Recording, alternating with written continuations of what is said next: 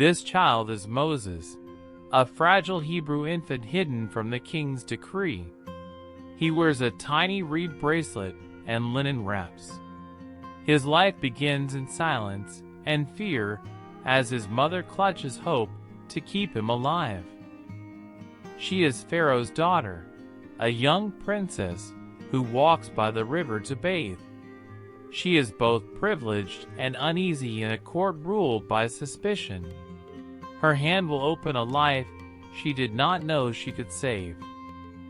Before this morning, Pharaoh has issued a cruel law. Hebrew boys are to be killed at birth. The court justifies it as security, but behind the speech lies fear of a growing people. Egyptian officials enforce the order with rigid cruelty. In that house, a Hebrew mother hides her newborn son for 3 months.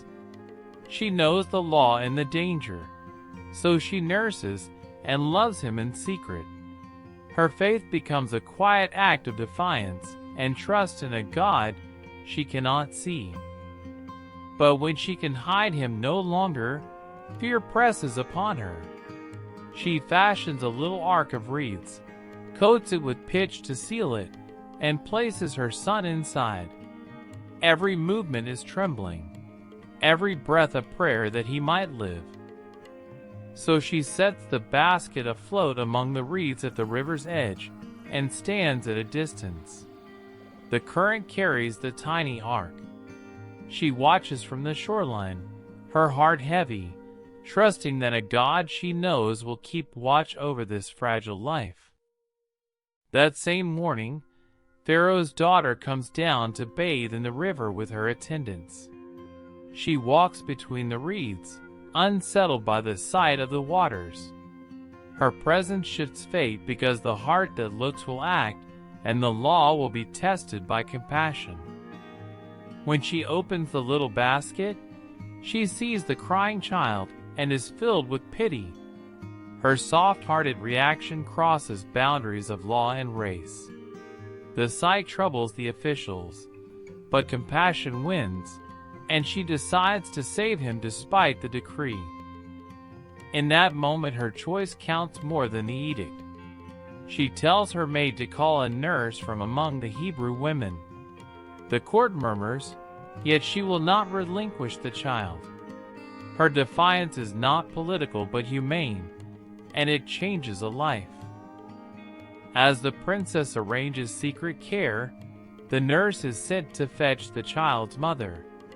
What follows is an extraordinary bargain.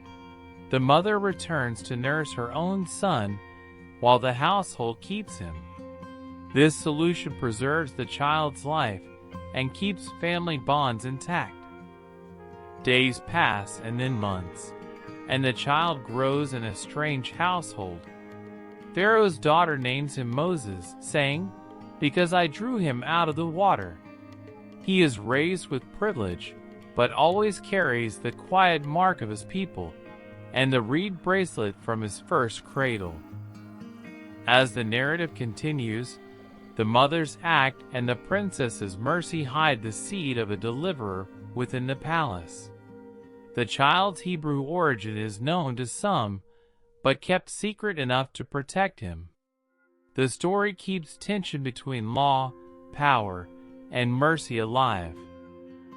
When the river carries the basket, unseen providence guides it to a hand willing to rescue.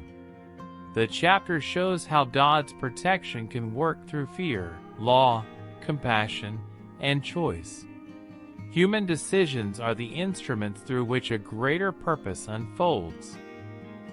As the princess acts, the story highlights a paradox. The most vulnerable life is saved not by power alone, but by mercy that defies power. Exodus 2 invites the listener to see how compassion can subvert violence and preserve hope even under oppressive systems.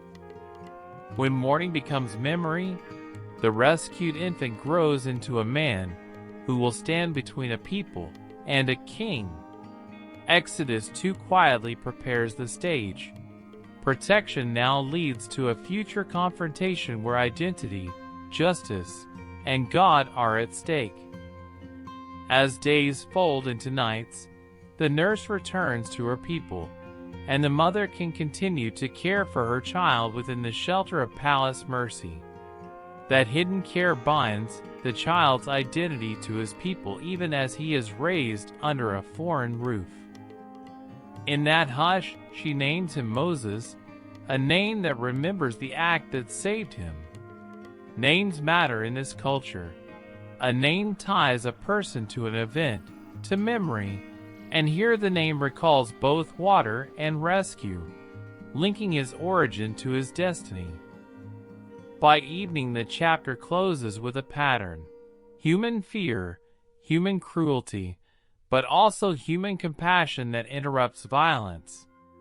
The ripple of that mercy will extend through history because the child survives to shape the people's future. A single act becomes the seed of deliverance. Finally, Exodus 2 leaves the reader with a promise. Protection now hints at a rescue to come. The survival of one child is not merely personal relief. It is the first movement in a larger story where God will raise a leader to confront injustice and free a people. Exodus chapter 2 teaches that God's protection often works through ordinary people and risky choices. Here, mercy pierces a decree and preserves the life through which a nation's future will come. If this story moved you, like the video, subscribe to the channel, and tap the bell so you do not miss the next one.